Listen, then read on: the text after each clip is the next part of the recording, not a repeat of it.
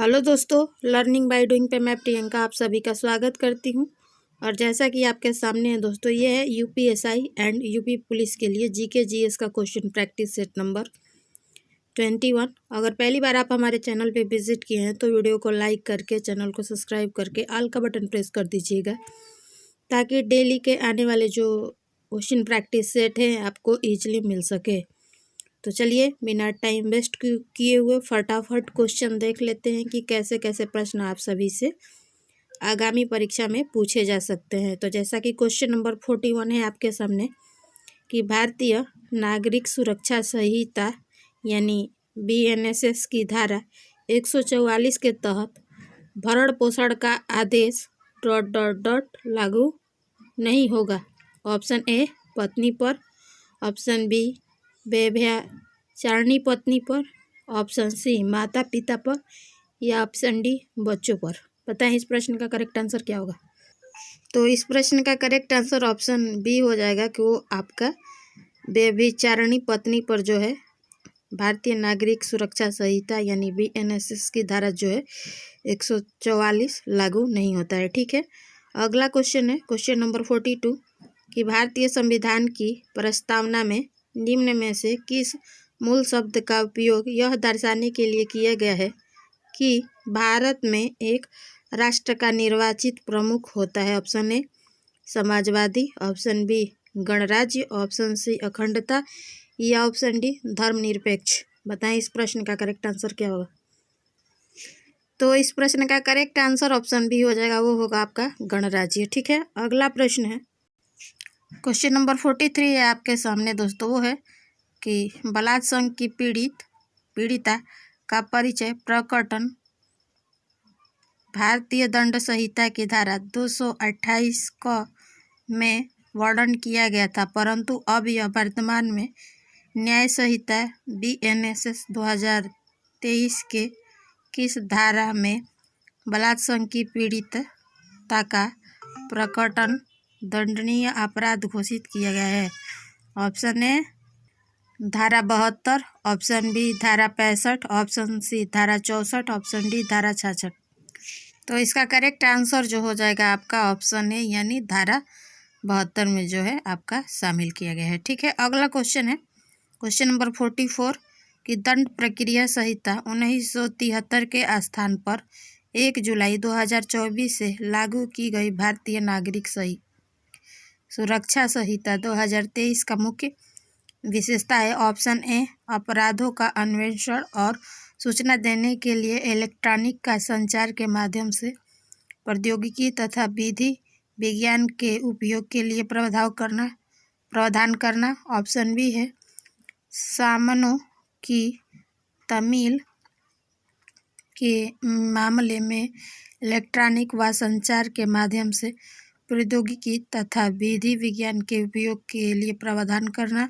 Option C है समयबद्ध अन्वेषण विचारण तथा निर्णय सुनाने के लिए निश्चित समय सीमा व्यवहित करना, या ऑप्शन डी उपरोक्त सभी होगा। बताएं इस प्रश्न का करेक्ट आंसर क्या होगा 44 का।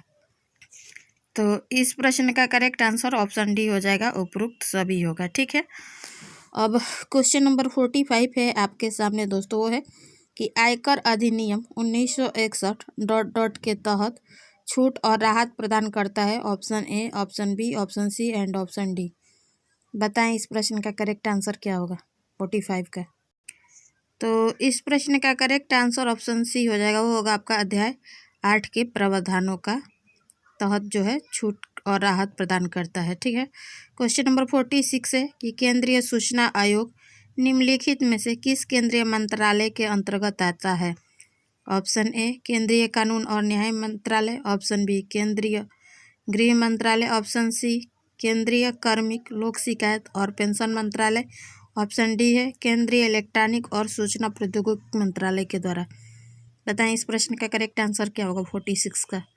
तो इस प्रश्न का करेक्ट आंसर ऑप्शन सी हो जाएगा कि केंद्रीय कार्मिक लोक शिकायत और पेंशन मंत्रालय के अंतर्गत आता है। ठीक है, क्वेश्चन नंबर 47 है कि भारतीय संविधान का कौन सा अनुच्छेद राष्ट्रपति को कानून या तथ्य के किसी प्रश्न पर किसी पूर्व संविधान कानूनी मामलों पर उच्चतम न्यायालय से परामर्श करने के लिए अधिकृत करता है। ऑप्शन ए अनुच्छेद 143, ऑप्शन बी अनुच्छेद 13, ऑप्शन सी अनुच्छेद 245 या ऑप्शन डी अनुच्छेद 131। बताएं इस प्रश्न का करेक्ट आंसर क्या होगा।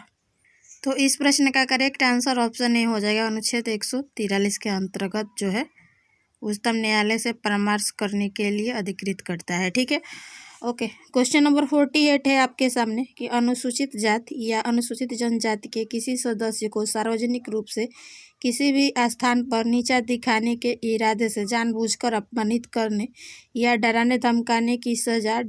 है। ऑप्शन ए एक अवधि के लिए कारावास जो 6 महीने से कम ना होगा लेकिन जिसे 5 वर्ष तक बढ़ाया जा सकता है। ऑप्शन बी है एक अवधि के लिए कारावास जो 1 वर्ष से कम नहीं होगा लेकिन जिसे 10 वर्ष तक बढ़ाया जा सकता है और जुर्माना भी लगाया जा सकता है। ठीक है, ऑप्शन सी है आपके सामने कि एक अवधि के लिए कारावास जो 2 महीना से कम नहीं होगा लेकिन जिसे 2 वर्ष तक बढ़ाया जा सकता है और जुर्माना भी लगाया जा सकता है। और ऑप्शन डी है एक अवधि के लिए कारावास जो 1 महीने से कम नहीं होगा लेकिन जिसे 6 महीने तक बढ़ाया जा सकता है और जुर्माना भी लगाया जा सकता है। बताएं इस प्रश्न का करेक्ट आंसर क्या होगा 48 का। तो इस प्रश्न का करेक्ट आंसर ऑप्शन ए हो जाएगा दोस्तों कि एक अवधि के लिए कारावास जो 6 महीने से कम नहीं होगा लेकिन जिसे 5 वर्ष तक बढ़ाया जा सकता है। ठीक है, क्वेश्चन नंबर 49 है आपके सामने। भारतीय संविधान की 8वीं अनुसूची में निम्नलिखित में से कौन सी भाषा सम्मिलित नहीं है। Option A Santhali, option B Asamiya, option C Rajasthani या ऑप्शन डी तमिल। बताएं इस प्रश्न का करेक्ट आंसर क्या होगा। तो इस प्रश्न का करेक्ट आंसर ऑप्शन सी हो जाएगा कि राजस्थानी को शामिल नहीं किया गया है। ठीक है, क्वेश्चन नंबर 50 है कि महात्मा गांधी ने 1930 में सविनय अवज्ञा आंदोलन आरंभ किया था। ऑप्शन ए सेवाग्राम से, ऑप्शन बी दांडी से, ऑप्शन सी साबरमती से या ऑप्शन डी वर्धा से। बताएं इस प्रश्न का करेक्ट आंसर क्या होगा।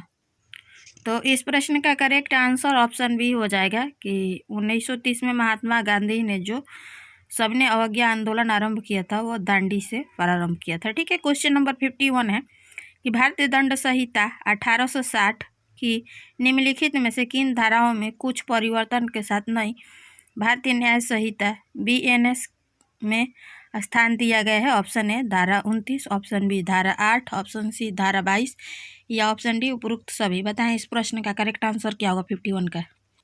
तो इस प्रश्न का करेक्ट आंसर ऑप्शन डी हो जाएगा, वो होगा आपका उपरोक्त सभी होगा। ठीक है, क्वेश्चन नंबर 52 है निम्नलिखित में से किस विवाद में भारत के सर्वोच्च न्यायालय का क्षेत्राधिकार मूल और अनन्य है।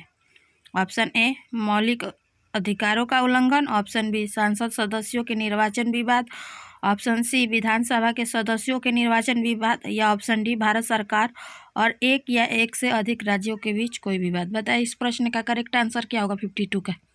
तो इस प्रश्न का करेक्ट आंसर ऑप्शन डी हो जाएगा कि भारत सरकार और एक या अधिक राज्यों के बीच कोई भी विवाद होगा। ठीक है, क्वेश्चन नंबर 53 है आपके सामने दोस्तों कि इस यातायात प्रतीक का क्या मतलब है। ऑप्शन ए चौड़ाई सीमा 3.5 मीटर, ऑप्शन बी वजन सीमा 3.5 metric ton, option C 3.5 metre आगे बाधा है या ऑप्शन डी ऊंचाई सीमा 3.5 मीटर है। बताएं इस प्रश्न का करेक्ट आंसर क्या होगा 53 का। तो इस प्रश्न का करेक्ट आंसर ऑप्शन डी होगा कि ऊंचाई सीमा 3.5 मीटर है। ठीक है, अगला क्वेश्चन है 54 निम्नलिखित में से किसे यह घोषित करने का अधिकार है कि किसी नागरिक को राष्ट्रीय आपातकाल के दौरान भारतीय संविधान के भाग 3 द्वारा प्रदत्त मौलिक अधिकारों के प्रवर्तन के लिए किसी भी अदालत में जाने का कोई अधिकार नहीं है, अनुच्छेद 20 और 21 को छोड़कर। ठीक है, ऑप्शन ए भारत के राष्ट्रपति को, ऑप्शन बी है राज्य के राज्यपाल को, ऑप्शन सी है उच्चतम न्यायालय के मुख्य न्यायाधीश को या ऑप्शन डी है भारत के प्रधानमंत्री को। बताएं इस प्रश्न का करेक्ट आंसर क्या होगा। तो इस प्रश्न का करेक्ट आंसर ऑप्शन ए हो जाएगा, वो होगा आपका भारत के राष्ट्रपति को। ठीक है, क्वेश्चन नंबर 55 है आपके सामने कि बंदी को न्यायालय में ले जाने व प्रस्तुत करने के लिए हथकड़ी लगाने हेतु किसकी पूर्व अनुमति लिया जाना आवश्यक है? ऑप्शन ए पुलिस अधीक्षक, ऑप्शन बी जिला अधिकारी, ऑप्शन सी न्यायालय या ऑप्शन डी किसी की नहीं। बताएं इस प्रश्न का करेक्ट आंसर क्या होगा? तो इस प्रश्न का करेक्ट आंसर ऑप्शन सी हो जाएगा कि न्यायालय से जो है अनुमति लेना होता है। ठीक है, क्वेश्चन नंबर 56 है कि एक फरार अपराधी वह होता है जो ऑप्शन ए घर से भागकर छिप गया हो, ऑप्शन बी विवेचक को पुष्टि सूचना है कि वह फरार हो गया है, ऑप्शन सी पड़ोसियों व उसके साथियों का बयान है कि वह भाग गया है, या ऑप्शन डी जिसके विरुद्ध नागरिक सुरक्षा संहिता 2023 के धारा 84 के अंतर्गत उद्घोषणा जारी हो चुका हो। बताएं इस प्रश्न का करेक्ट आंसर क्या होगा? तो इस प्रश्न का करेक्ट आंसर ऑप्शन डी होगा कि जिसके विरुद्ध नागरिक सुरक्षा संहिता 2023 के धारा 84 के अंतर्गत उद्घोषणा जारी हो चुका हो। क्वेश्चन नंबर 57 है कि उत्तर प्रदेश में बायोटेक्नोलॉजी पार्क कहाँ स्थित है? ऑप्शन ए कानपुर में, ऑप्शन बी गाजियाबाद में, ऑप्शन सी नोएडा में या ऑप्शन डी लखनऊ में। बताएं इस प्रश्न का करेक्ट आंसर क्या होगा? तो इस प्रश्न का करेक्ट आंसर ऑप्शन डी हो जाएगा कि उत्तर प्रदेश में बायोटेक्नोलॉजी जो पार्क है वो आपका लखनऊ में स्थित है। ठीक है, ऑप्शन डी इसका करेक्ट आंसर हो जाएगा। क्वेश्चन नंबर 58 है कि 42वें संविधान संशोधन द्वारा किस अनुसूची के माध्यम से श्रमिकों के प्रबंधन में भागीदारी सुनिश्चित की गई है? अनुच्छेद 38, ऑप्शन बी अनुच्छेद 39A, ऑप्शन सी अनुच्छेद 45 या ऑप्शन डी अनुच्छेद 43A में। बताएं इस प्रश्न का करेक्ट आंसर क्या होगा? तो इस प्रश्न का करेक्ट आंसर ऑप्शन डी हो जाएगा, अनुच्छेद 43A में जो है भागीदारी सुनिश्चित की गई है। ठीक है, अगला क्वेश्चन है क्वेश्चन नंबर 59 है आपके सामने कि जनहित याचिका एक पत्र के रूप में दायर की जा सकती है लेकिन वह मान्य होगी जब दायर की गई हो। इसमें कथन है, पहला कथन है कि व्यथित व्यक्ति, दूसरा है सामाजिक हित की भावना रखने वाले, ऑप्शन सी है तीसरा है उन लोगों के अधिकारों के लिए जो गरीब या किसी कारण से न्यायालय आने में असमर्थ हैं। ठीक है, इसका क्रम लगाना है। बताइए क्या होगा? ऑप्शन ए केवल एक, ऑप्शन बी केवल एक और दो दोनों, ऑप्शन सी है पहला दूसरा तीसरा या ऑप्शन डी कोई नहीं। बताएं इस प्रश्न का करेक्ट आंसर क्या होगा 59 का? तो इस प्रश्न का करेक्ट आंसर ऑप्शन सी हो जाएगी, पहला दूसरा तीसरा तीनों जो है नियम आपका लागू होता है। ठीक है, क्वेश्चन नंबर 60 है आपके सामने कि कंप्यूटर के प्रोसेसर की गति को मापने के लिए निम्नलिखित में से किसका उपयोग किया जाता है? Option A byte, option B bit, option C hertz या ऑप्शन डी पिक्सल। बताएं इस प्रश्न का करेक्ट आंसर क्या होगा? तो इस प्रश्न का करेक्ट आंसर ऑप्शन सी हो जाएगा कि कंप्यूटर के प्रोसेसर की गति जो मापने के लिए उपयोग किया जाता है वो हर्ट्ज का उपयोग किया जाता है। ठीक है, अगला क्वेश्चन है 61 की स्पेस एक्स के ड्रैगन अंतरिक्ष यान मार्च 2025 में अंतरिक्ष यात्री सुनीता विलियम और 3 अन्यों को पृथ्वी पर लेकर उतारा। इसे पृथ्वी पर उतारने के लिए कितना पैराशूट का उपयोग किया गया है? Option A 3, option B 4, option C 5 या ऑप्शन डी 6। बताएं इस प्रश्न का करेक्ट आंसर क्या होगा? तो इस प्रश्न का करेक्ट आंसर ऑप्शन डी हो जाएगा कि 6 पैराशूटों का उपयोग किया गया। ठीक है, क्वेश्चन नंबर 62 है कि किस बाद में न्यायमूर्ति रंगनाथ ने इस बात पर जोर देकर कहा कि याचिकाकर्ता का उद्देश्य गरीबों लोगों की मदद करना तथा उन्हें उपयुक्त उपचार दिलाना है, साथ ही जो विधि से ज्ञाता है उनको समाज को शिक्षित करना चाहिए ताकि वे गुमराह होने से बचे। ऑप्शन ए यूनियन कार्बाइड निगम बनाम भारत संघ, ऑप्शन बी गौरव जैन बनाम भारत संघ, ऑप्शन सी MC मेहता बनाम भारत संघ या ऑप्शन डी इनमें से कोई नहीं। बताएं इस प्रश्न का करेक्ट आंसर क्या होगा? तो इस प्रश्न का करेक्ट आंसर ऑप्शन ए हो जाएगा, यूनियन कार्बाइड निगम बनाम भारत संघ, ठीक है, होगा। क्वेश्चन नंबर 63 है कि भारतीय संसद ने किस वर्ष में केंद्रीय सतर्कता आयोग को वैधानिक दर्जा प्रदान करने वाला कानून अधिनियमित किया है? Option A 2005, option B 2003, option C 1999 या ऑप्शन डी 2001। बताएं इस प्रश्न का करेक्ट आंसर क्या होगा? तो इस प्रश्न का करेक्ट आंसर ऑप्शन बी हो जाएगा, वो होगा आपका 2003, ठीक है। क्वेश्चन नंबर 64 है आपके सामने दोस्तों कि राष्ट्रीय डेयरी अनुसंधान संस्थान स्थापित है? ऑप्शन ए करनाल में, ऑप्शन बी हिसार में, ऑप्शन सी आनंद में या ऑप्शन डी जयपुर में। बताएं इस प्रश्न का करेक्ट आंसर क्या होगा? तो इस प्रश्न का करेक्ट आंसर ऑप्शन ए हो जाएगा दोस्तों कि राष्ट्रीय डेयरी अनुसंधान संस्थान जो है आपके करनाल में स्थापित है। क्वेश्चन नंबर 65 है कि जिन पंचायतों में से किसे उत्तर प्रदेश में जिला योजना में सम्मिलित किया गया? इसमें पहला है नगर पंचायत, दूसरा है ग्राम पंचायत, तीसरा है क्षेत्र पंचायत, ठीक है। अब इनका क्रम है, बताना है कि केवल ऑप्शन ए में केवल वो एक होगा, ऑप्शन बी में केवल पहला और दूसरा होगा, ऑप्शन सी में केवल दूसरा और तीसरा होगा, और ऑप्शन डी में दिया है पहला, दूसरा, तीसरा, तीनों होगा। बताएं इस प्रश्न का करेक्ट आंसर क्या होगा 65 का? तो इस प्रश्न का करेक्ट आंसर डी हो जाएगा, पहला, दूसरा और तीसरा तीनों सम्मिलित है, ठीक है, जिला योजना में। क्वेश्चन नंबर 66 है कि पिटली द्वीप जहां मनुष्य का आवास नहीं है तथा वहां एक पक्षी अभयारण्य है, भारत में यह किस जगह पर स्थित है? ऑप्शन ए अंडमान निकोबार द्वीप समूह में, ऑप्शन बी लक्षद्वीप द्वीप समूह में, ऑप्शन सी न्यूमूर द्वीप समूह में या ऑप्शन डी भारत एवं श्रीलंका के बीच।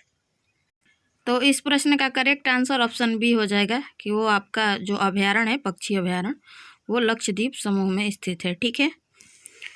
अगला क्वेश्चन है 67, निम्नलिखित में से कौन सा एक ऐसा कर है जिसकी वसूली सिर्फ राज्य कर सकता है? ऑप्शन ए व्यक्ति और कंपनियों की संपत्ति में पूंजीगत मूल्य पर कर, ऑप्शन बी सीमा शुल्क, ऑप्शन सी आयकर पर अधिभार, ऑप्शन डी भू राजस्व। बताएं इस प्रश्न का करेक्ट आंसर क्या होगा? तो इस प्रश्न का करेक्ट आंसर ऑप्शन डी हो जाएगा, वो होगा आपका भूमि राजस्व जो है एक ऐसा कर है जिसकी वसूली सिर्फ राज्य कर सकता है, ठीक है। क्वेश्चन नंबर 68 है कि राष्ट्रीय हरित प्राधिकरण अधिनियम को वर्ष ... में पारित किया गया है? ऑप्शन ए 2000 में, ऑप्शन बी 2008 में, ऑप्शन सी 2010 में या ऑप्शन डी 2005 में। बताएं इस प्रश्न का करेक्ट आंसर क्या होगा?